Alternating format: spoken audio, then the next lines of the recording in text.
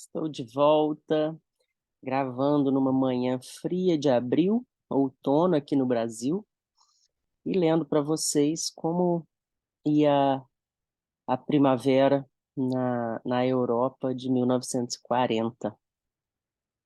Estou aqui, eu sou Raquel, e estou lendo o Diário de Berlim. Nós estamos em nosso vídeo 67 e contando as experiências da guerra pela perspectiva do jornalista americano William Shirer. Hoje nós conheceremos o que ele escreveu dia 11 de maio de 1940. Vamos lá? Ele disse assim, ele escreveu, ele ainda estava em Berlim. O rolo compressor alemão continua a avançar pela Bélgica e Holanda. Esta noite, os alemães anunciam que as suas tropas capturaram a posição que o alto comando apresenta como o mais importante de todos os fortes da cadeia de defesa de Liège. O de Eben Emael, que domina a junção do Mosa e do canal Alberto. O alto comando, que sob a direção de Hitler não tem perdido nenhuma oportunidade para fazer a propaganda nazista, dá a impressão da existência de um mistério qualquer nessa vitória, dizendo que aquele forte foi tomado por meio, entre aspas, de um novo método de ataque. Estará a história repetindo-se a si mesma? Em 1914, quando Liège resistiu ao ataque durante 12 dias, o exército alemão tinha também uma surpresa. O novo Howitzer de 420 milímetros, que destruiu as fortalezas belgas como se essas fossem feitas de madeira. No entanto, os alemães mantêm-se calados no que diz respeito às suas tropas descidas na retaguarda das linhas holandesas, em Haia e Roterdã, por meio de paraquedas e dos grandes aviões de transporte. Por outro lado, o alto comando, acicatado pelas informações veiculadas pelos aliados, desmentiu hoje que os holandeses tivessem recapturado os aeródromos de Haia e Roterdã.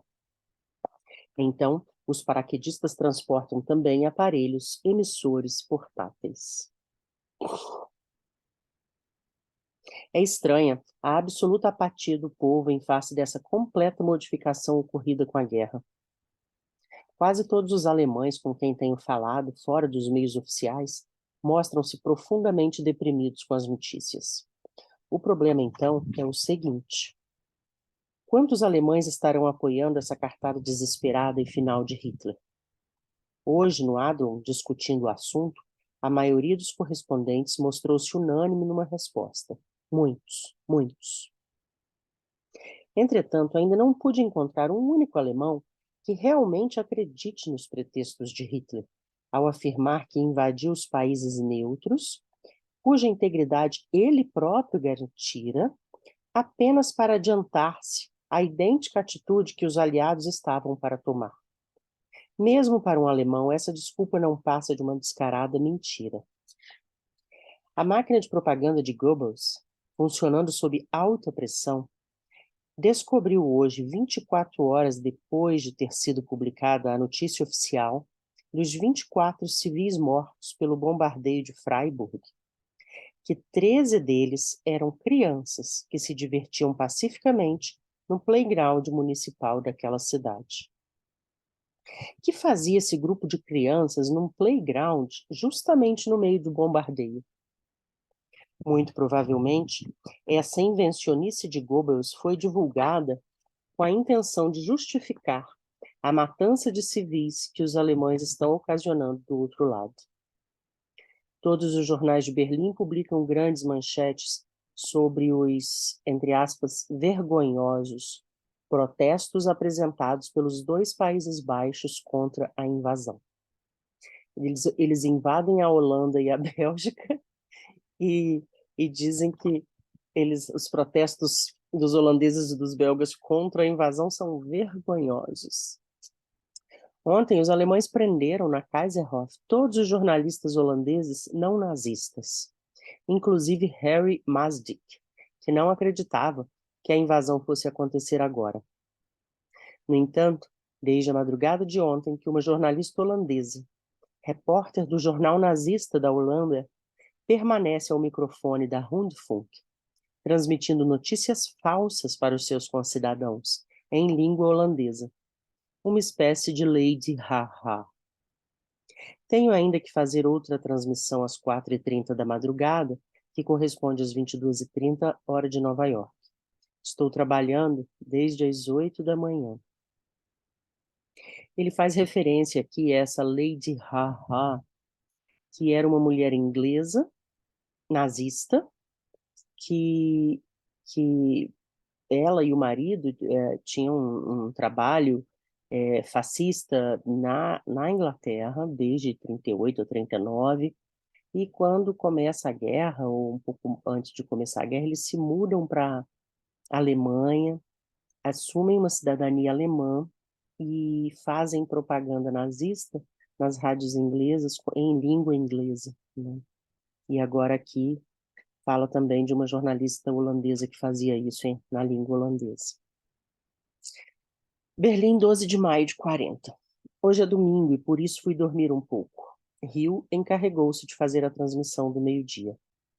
Depois de apenas 2 dias de luta, o alto comando anuncia que suas tropas já ocupam toda a zona noroeste da Holanda, a oeste de Zuiderzee, além de terem rompido as 2 primeiras linhas de defesa dos holandeses, localizados no próprio coração do país, e dividido o extremo oriental das defesas belgas ao longo do canal Alberto.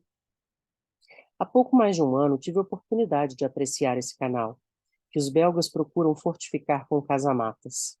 O canal me pareceu à prova de tanques, com suas margens profundas, íngremes e cimentadas. Será possível que os belgas não dinamitaram as pontes? Hoje foi um domingo típico dos tempos que correm, sem nenhum indício de que os berlinenses estejam consideravelmente excitados com a batalha que se trava pela sua existência nos próximos 1000 anos. Os cafés receberam ordem para fechar as portas às 23 horas, em lugar de permanecerem abertos até 1 da madrugada, como anteriormente. Essa medida fará com que o povo vá para casa antes que comecem os ataques aéreos, embora não tenhamos tido nenhum até hoje. Além disso, também está proibido dançar em lugares públicos. Hoje à noite, o rádio anunciou que, se os alemães forem maltratados na Holanda, existe, abre aspas, ampla oportunidade para exercer represálias sobre os numerosos súditos holandeses residentes na Alemanha, fecha aspas. Berlim, 13 de maio de 1940. Uma notícia sensacional. As manchetes dos vespertinos dizem apenas isso. Liège caiu. As forças terrestres alemãs avançam contra as posições inimigas e estabelecem contato com as forças aéreas nas proximidades de Roterdã. Não é de estranhar que um oficial alemão me tenha revelado hoje que o próprio Oberkommando ficou surpreendido com a rapidez do avanço. As tropas aéreas eram os paraquedistas e aquelas desembarcadas pelos grandes aviões transporte no litoral holandês, próximo à Haia, logo no primeiro dia da campanha. Foram esses homens que se apoderaram de uma parte de Roterdã, inclusive o aeroporto, embora não dispusessem de artilharia, enquanto os holandeses estavam na obrigação de possuí-la e em grande quantidade, tratando-se de um povo tão próspero. No entanto, a forma pela qual uma força-mestre alemã conseguiu atravessar a região sul da Holanda, chegando até o mar, constitui verdadeiro mistério para todos nós. Devia ter sido uma força motorizada, e na Holanda o terreno é cortado por dezenas de canais e de rios que poderiam barrar-lhes o caminho. Além disso, seria de esperar que os holandeses tivessem dinamitado as pontes. Suástica drapeja sobre a cidadela de Liège. Anunciam as manchetes dos vespertinos. Segundo todas as aparências, o exército alemão que forçou a passagem do canal Alberto conseguiu cercar Liège, descrevendo um movimento circular vindo do noroeste, onde as defesas belgas eram mais fracas, uma vez que os belgas esperavam que o principal ataque fosse desfechado pelo lado oposto. Em 1914, Liege aguentou os ataques alemães pelo espaço de 12 dias. Desta vez caía em 4 dias apenas, o que parece muito mal para os aliados. As emissoras estrangeiras continuam a falar nos paraquedistas alemães que desceram sobre todo o território holandês e da Bélgica, capturando aeródromos e cidades. Abre parênteses. Aqui em Berlim é impossível conseguir a menor informação sobre o assunto. Fecha parênteses. É uma nova forma de guerra e será muito interessante observar seu efeito durante uma campanha longa e rija, se é que a luta de agora vai ser assim e não mais um passeio militar nazista. Ontem à noite, o primeiro-ministro francês, Paul Reynaud, anunciou que os paraquedistas alemães que forem encontrados por trás da linha de frente, envergando outros uniformes que não os próprios, serão fuzilados no ato.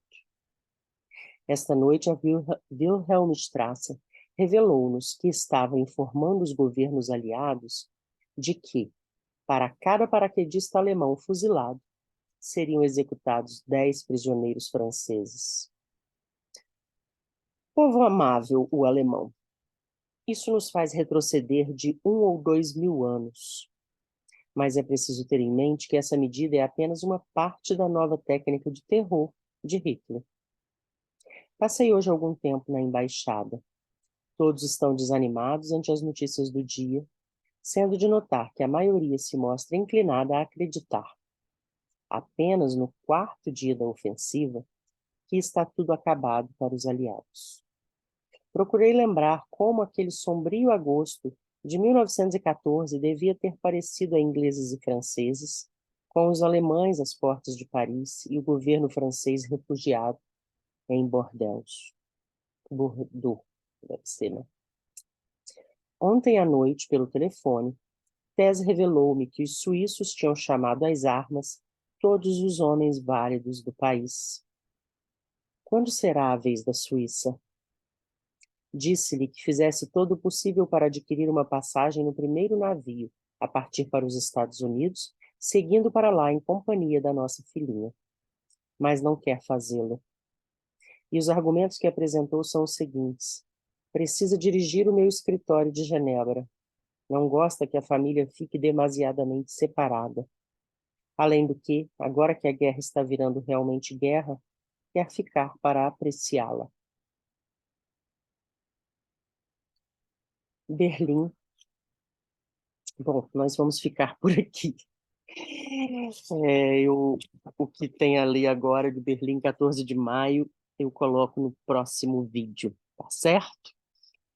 Um abraço, até a próxima.